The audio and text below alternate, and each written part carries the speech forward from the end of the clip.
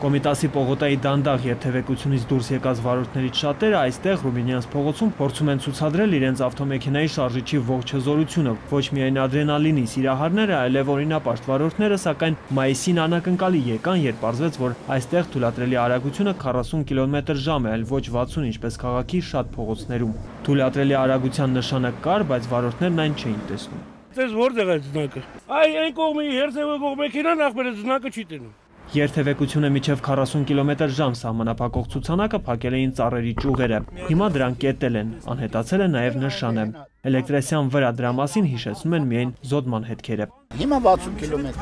Մինչև 40-ը դրել էին, ուրեմն կա, բայց նշանը որ չի երևում, իսկ այնտեղ կարգավորված էր 51-ի վրա։ Թյուրիմացությունը շտկվել է միայն ավտովարորդների իրավապաշտպան Էդուարդ Հովհաննիսյանի միջամտությունից հետո։ Նա առաջինն էր ահազանգել ոստիկանություն։ Իրավապաշտպանին Ռուբինյանցի հարցով տասնյակ վարորդներ էին դիմել, նրանցից ոմանք նույնիսկ մի քանի անգամ են տուգանվել։ Ճանապարհային ոստիկանությունն արդեն ընդունել է թերացումը, եւ Էդուարդ Հովհաննիսյանը հուսով է, որ տուգանքները չեն կանցվի։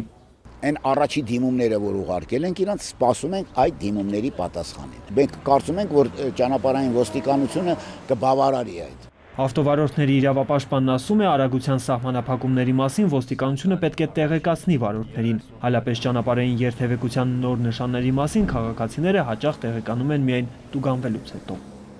Արսեն Դումանյան, Նորայր Շարբաթյան, ժամը լրատվական։